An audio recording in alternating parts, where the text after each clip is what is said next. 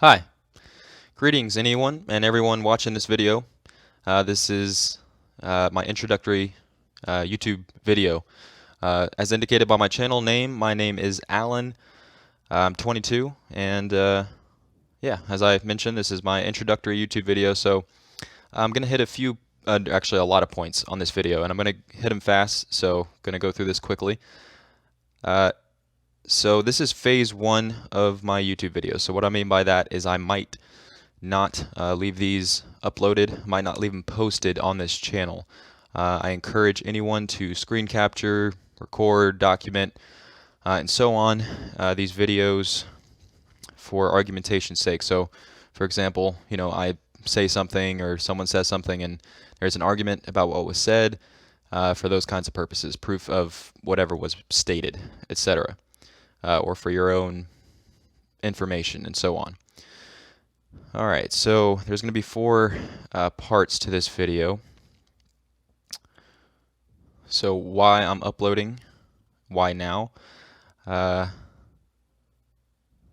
focal point subject matter wise, and why I think it's very urgent, the subject, to be discussed and implemented. The deductions of the description of the primary problem and why it's urgent to be addressed. 3, some shout outs. 4, a brief explanation of why I'm so late to upload, considering comments that I've previously posted about, uploading content, that I would do that soon, etc. Okay, so why YouTube and why now? In short, because it's likely worse if I don't. The central idea in question, by its very nature and implications, demands attention. It's a problem to be solved as best as possible, at least acknowledged. I'm referencing the problem of suffering. Without exception, this is the only phenomenon that is itself of an intrinsically negative quality, i.e. categorically valuable, and more specifically of negative intrinsic value. As a collective, human beings, human animals do not proportionally address, discuss, or even concede to this fundamentally critical truth. Alright, and for admittedly no great reason, the rest of this video is, in my opinion, somewhat less organized, though I did write out a preview, which is what I'm reading from. Okay, so to think about your lifestyle, or I invite you to think about your lifestyle, your existence in the following way. It might be helpful. Think of yourself, as with most all humans, as an implicit practical theorist. So I'll briefly explain.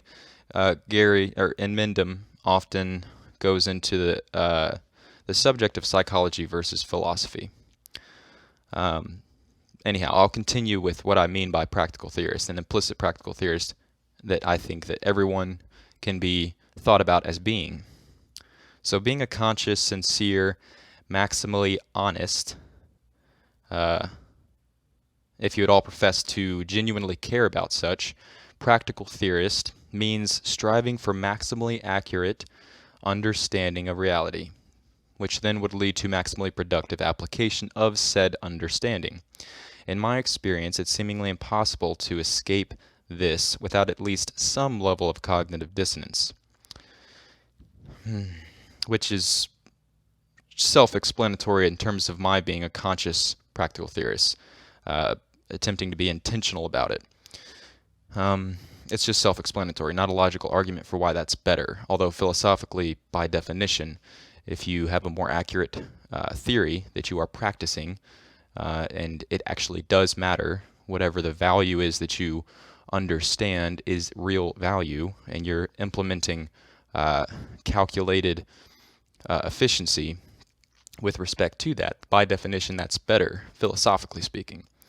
But I think that it's also more psychologically feasible in the sense that you're going to have less cognitive dissonance in a very fundamental existential way too. So some key words, borrowing often as I do from Mendham, here would probably be productivity, value, ethics, commodity value, qualitative reality, some scale, you know, etc.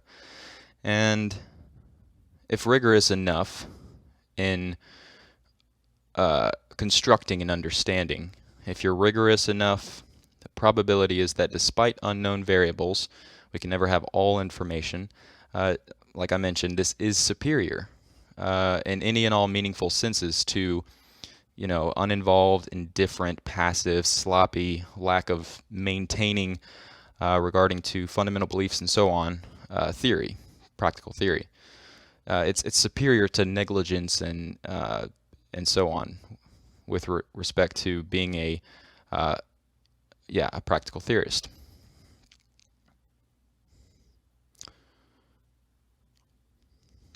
So, again, why am I uploading right now to YouTube?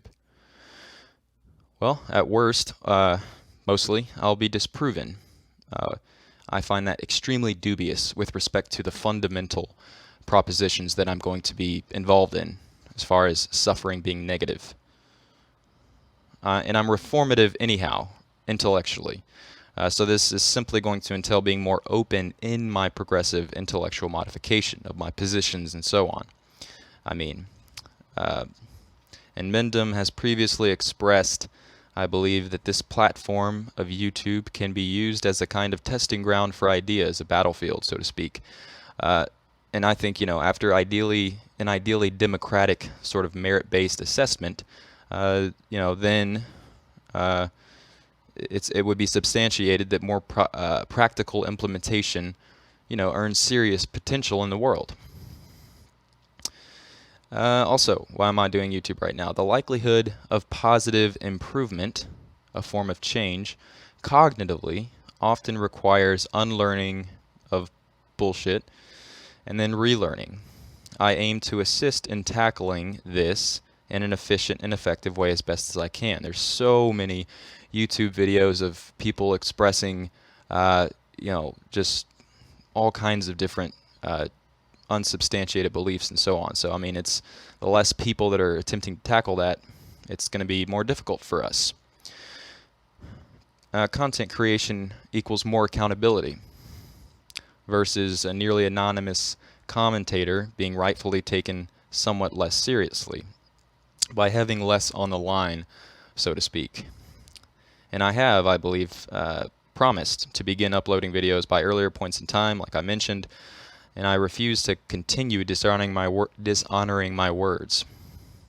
For reasons like the fact that I'm debating on later redoing and replacing this series of videos that I'm beginning now with a better introductory YouTube videos, among many other reasons. These videos may be temporary and removed later before continuation of content on another channel or some such. I'm still debating it, like I said, and regardless, we'll keep these for my records and integrity's sake, and encourage anyone, as I said, to download it for yourself and so on. Another reason I'm doing YouTube right now is it's an opportunity of compulsion against the sort of procrastination, being for reasons of being lazy, unhealthily perfectionistic proclivities, and so on. Another reason, because I am, with full intellectual honesty, sufficiently confident enough in the basic propositions that I set to argue for and support. I'm confident enough, and I encourage well-reasoned dissent, welcoming it. That ties into this. I'm certainly not an advocate for faith or loyal, blind, foolish, irrational trust. Do not simply believe in what I'm telling you, even though I'll hopefully generally be descriptive of my reasoning process and explanatory enough, etc. Question it. Go research it on your own. Fact check it, ensuring to do so via credible sources, attempting to avoid conflicts of interest, of course, and so on. Okay, and this bit here is for more so nihilists and so on. There seem to be psychologically prevalent conflicts of interest with regards to, for instance, relentlessly honest, accurate consideration and examination of Benatar's asymmetry argument. Just something to consider in terms of exercising the rational need to consult with your sentient experiential data while analyzing value. So we live in a robust information age where it's easier than ever to acquire the necessary knowledge so that one can form their own conclusions in an honest and sensible manner. The reality, I argue, is that the truth is often, to our native and environmentally programmed sensibilities, offensive. But it's easy enough to find. We shouldn't seek to uncover merely positive, psychologically comfortable truths, but rather endeavor above all simply solely to access the most accurate understanding as possible. That means constructing an intellectual model that correlates most authentically with reality, discerned via, for example, observation and verification. This assumes again that we take our actual level of integrity and consequential cosmic impact at all seriously. Opening our minds, detaching from obstructive impediments like defense mechanisms and reactionary subjective responses, and moving out of our often sheltered belief bubbles to discover truth for ourselves, for most of us currently is a must. In terms of, if you have just a shitty intellectual condition, then behaviorally, it's going to, your behaviors are going to correlate to that. So, basically we reason, or one reason I've decided to upload is that I'm sincerely confident and openly encourage rational argument and contention. So, I'm comfortable with uploading. I'm passionate about the severity, urgency, and cost of the problem of suffering. And it's not just, some kind of irrational emotional passion. It's substantiated. This medium of YouTube, its future, is uncertain. This is another reason I'm uploading now. Not to mention the internet itself. What with net neutrality, Google's corporate rise, expansion, and possibly detrimental decisions regarding influence in various aspects of the internet. I could die before I decide to upload, so better do it quickly. As a former existential and moral nihilist, epistemological skeptic, etc., whatever you want to label yourselves, nihilists, I have an advantage in my opinion in terms of arguing with those who many people seemingly very astute and otherwise intellectually proficient deem to be correct in their apparently certain uncertainty. My own experience, among others, testifies to the fact that this communicative medium, under the right conditions, causally triggers ripple-like wave effects. Many of those are probably unpredictable. And it's able to set readily kinetic, productive forces into such after triggering them out. So what I mean is, yes, these videos do have an impact.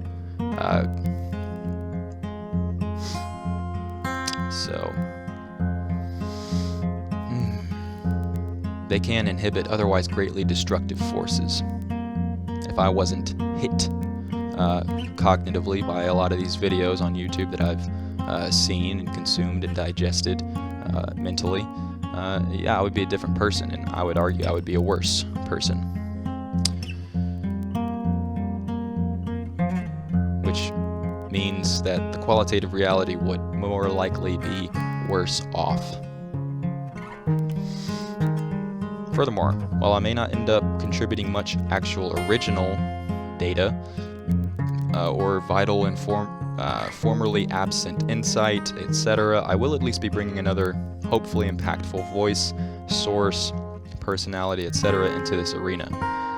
Political opinion aside, Bernie Sanders' point on the history of civil rights victories and so on, as well as many other often minority and/or oppressed groups' successes, stems from a shift in public recognition and response that is relatively proportional to the vast pool of people that have been unifying into a movement, something like the political revolution that Sanders describes, for example, if you've seen any of this that I'm referencing.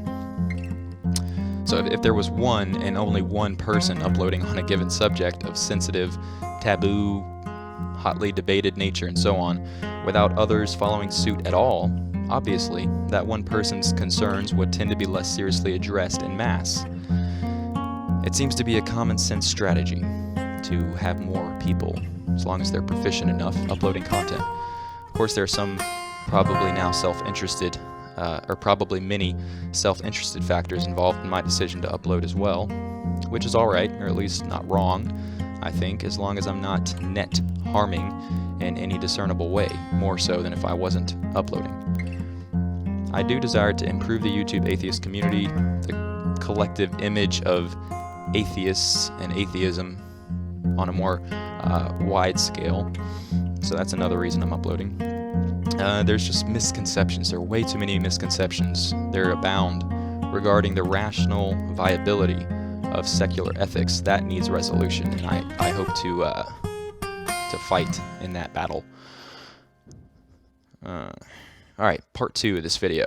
Why is suffering urgent, demanding of attention by its very nature? I should note this is not much of an account of the intricacies of what led to the deterministic manifestation of pain, sentience, etc., the evolutionary adaptation explanation, etc., though quickly, some key prerequisites for the function are a brain, central nervous system with the crucial sensitive organs and so on, and these could be analogized to some of the instruments needed in order to detect relevant data being examined and such. Many of you are likely familiar with Sam Harris, despite being a neuroscientist who surely delves deep into the neurological nuances and numerous externally observable details and so forth regarding the scientifically uncovered facts relating to neurochemical composition, structural and behaviorally functional details regarding the brain and nervous system, etc. Despite all of that, peripheral data and reductive bits, Harris isn't so narrow-sighted that he is bogged down into the minutiae of a particular pixel and misses the Mona Lisa concept, or what have you. So, yeah. As has been stated, it's observable and traceable all throughout our entire language, in most all languages.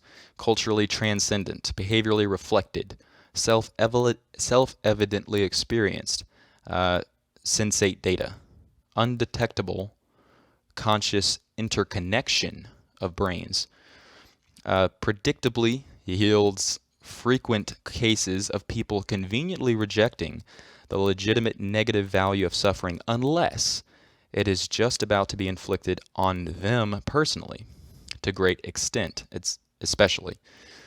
Arguments proposed to excuse such hypocrisy are apparently far too weak. For example, it's been contended that such duplicity has no bearing on the truth value of the fact of value itself because of unimpressionable compulsion. The would-be victim isn't averse to torture intellectually, only reactively, like a plant responding to stimuli. Alright, third part of the video, shoutouts. Soen Mindem, of course, and his featured channels. I think he's got some great content there to check out. Forever Wolf Films, especially, her The Ephelist 2016 film, Glenos, whichever is the correct way to pronounce his channel name there. His Road to Antinatalism series are great, especially, for example, Road to Antinatalism, Ephelism, where he culminates that series, it looks like. Mike Bowl, aka formerly the Young Savant, Antinatalism, that channel. Vlogger Dome, it's a concentrated, concise presentation of essential arguments. Saw the determinism one the other day. It was a good video. Morbid Atheist. Poodle Susan, Think About This. Think About This is all together in a string. No spaces in between the words think, about, and this. So for example, if you check out that channel, I'd recommend Veritasium is a Hypocrite. That's a decent video, I think. And Vegan Gains versus The Amazing Atheist versus Think About This. It's a good video, I think. Flyora on Air. I think I've seen some decent videos on that, uploaded from that channel, onto that channel. Anti-Bullshit Man. Anti-Bullshit Man, if you see this, I know that I still need to respond to your reply to my original comment on your blog regarding value arguments relating to value, as far as, preferentialism is what I think it's called. But yes, essentially what my comments indicate is still my position, as far as I have no intellectual respect or recognition of, for example, autonomy as legitimate. I'm still going to respond to that blog post, by the way. And I think perhaps we should have a one-on-one Google Hangouts chat or something to that nature, because back and forth comments, especially with the sort of details that we go into, I think it would be more efficient if we do it in video format.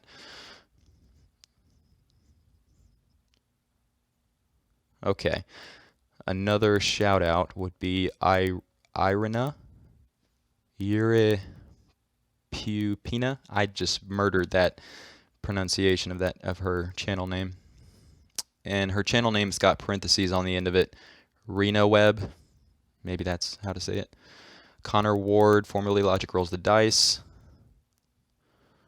I've seen some interesting videos on his channel. Grey Tai Cho, of course, who consolidates snippets of the gists of various subjects, subtopics, and arguments, primarily sourced from Inmendum's uploads. He's in artistically powerful, succinct ways is, I think, a great asset to this community. Some videos of his that I'd note include, and there's a lot of videos here, I'm going to cite Evolution, which references Gary's crap conceptual description. So life is consumption, reproduction, addiction, cannibalism, or consumption, reproduction, addiction, parasitism. Unintelligent design. The grounding, it's a grounding video. Complex chemical engines. Swamp, which is an impassioned video. The Brilliant Goliath, great video. Inmendum, just titled Inmendum, which for one highlights the fact that the argument, not the arguer, should be the focal point in the context of rational discourse. This relates to the contrast between psychology and philosophy too. Philosophy is basically the practice of formulating accurate description, and then in the context of philosophy of ethics, followed by a description specifically of prescription. As stated, if it isn't going to be applied, it's pointless. Quote, if it isn't going to have useful function in describing a prescription, if it isn't going to be the substance of prescription, then there's no point in doing philosophy. It doesn't have any meaning. The truth has value because it allows you to do things. It creates and facilitates doing in the world. It doesn't have any value if you're not going to do anything with the information, if you're not going to make more knowledge out of it, or you're not going to make any more action out of it. There's absolutely no point in having it. As explained too, even though the philosophic process, practically speaking, does go through a psychological filter, so to speak, it is a distinct operation, a distinct process, and executable as such in the task manager of a neural network, so to speak. Beliefs are not inconsequential. In Gary's video, Planet of the Apes, Inmendum reiterates this. There is either a truth or there's no truth. You either value the integrity of logic as a foundation for mental function, or you don't.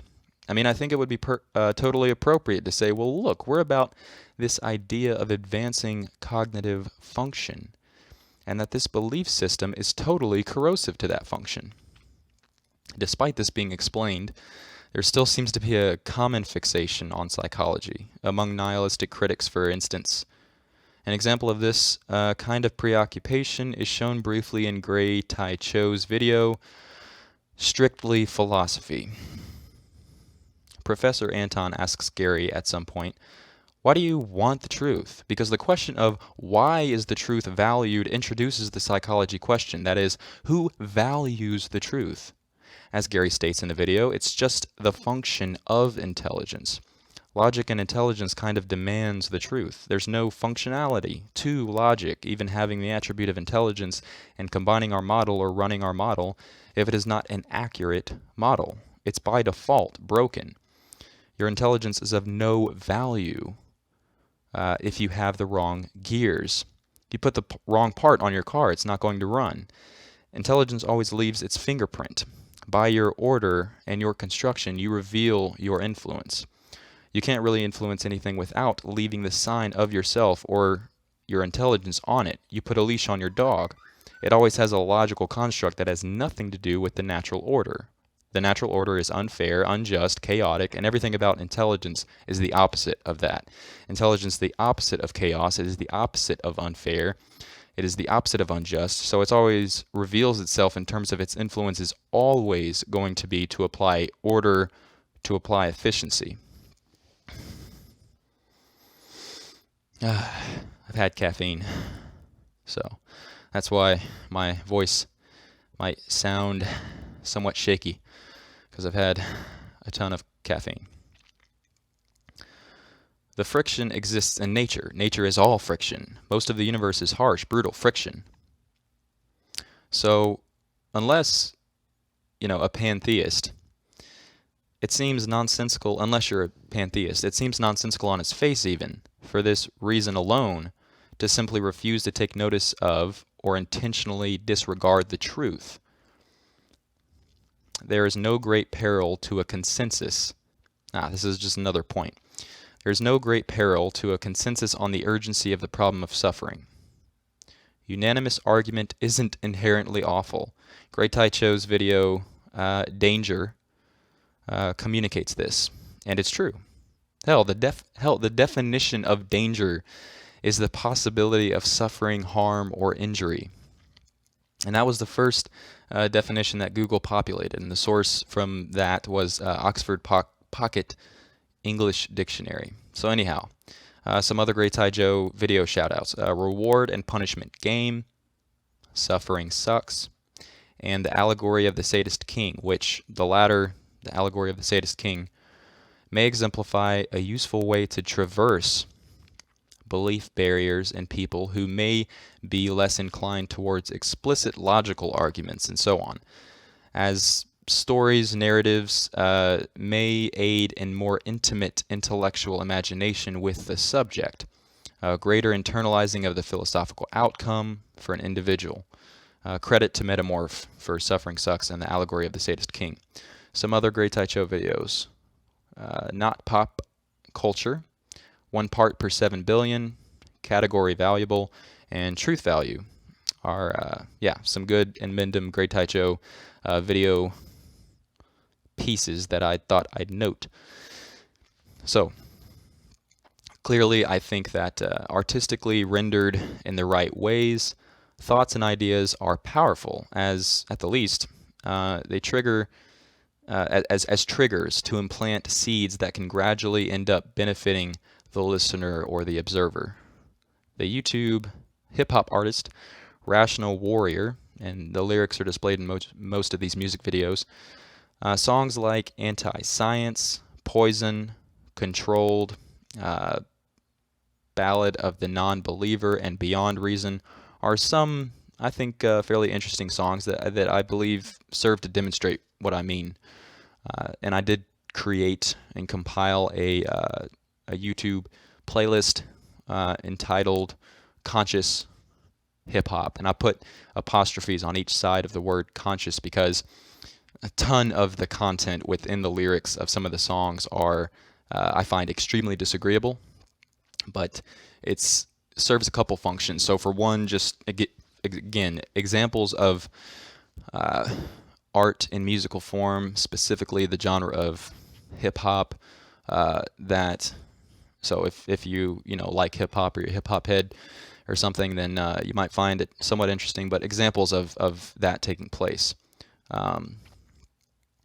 in that medium, I know that art and music and so on is one function is just a sort of outlet to express for emotional expression and relating to people's experiences and so on. A lot of people it's going to be incompatible with, depending on what your conscious content is, but nevertheless, it crosses more barriers and borders than, explicit logical argument, for example.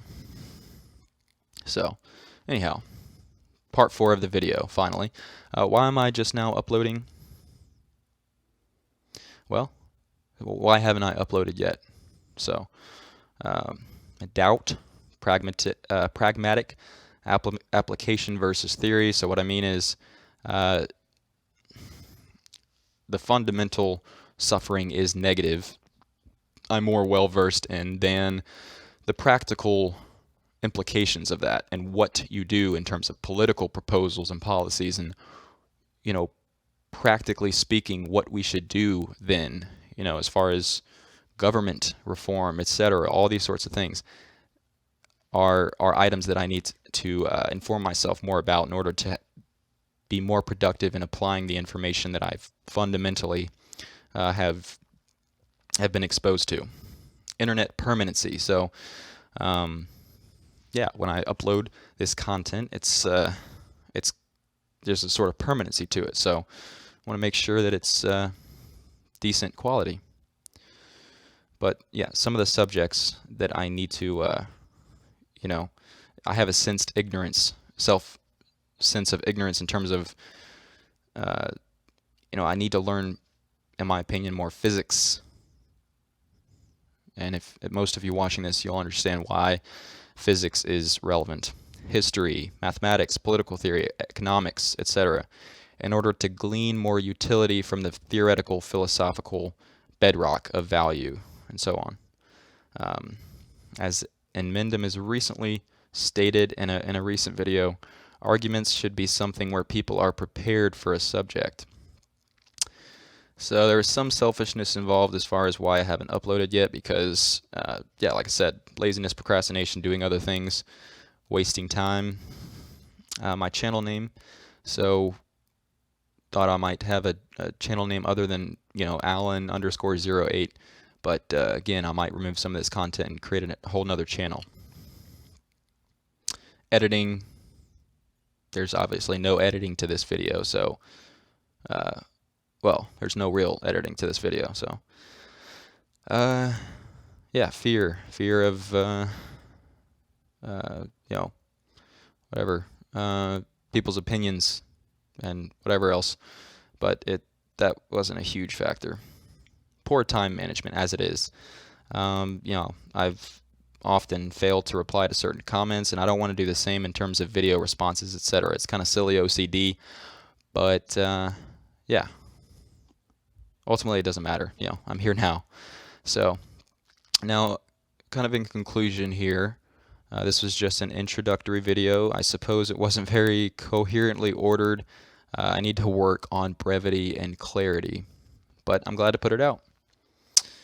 Partly it was an actual video greeting to some of you who I've commented to, though as has been stated, the YouTube atheist, and especially antinatalist and ethicist, and so on. And so on, I include, for example, Anti-Bullshit Man. He's should not be described as an antinatalist or an ethicist, I don't think, based on some discussions with him. It shouldn't be viewed or practiced as a social club. We need to mobilize the variety of give-a-dammers that are on here into some sort of productive, consequential work to truly make whatever improvements are possible, execute them. Perhaps this video will encourage some others who feel that they can contribute to begin uploading as well. So, and that's part of the reason why a lot of this is not very philosophically rich content. It in a way was sort of like, I guess you could say, an advertisement for any other antinatalist, ethicist, etc. Out there to begin uploading videos if you truly think you can contribute fairly well. I think we need more. So anyhow, thanks for watching, and the least of suffering to anybody watching this.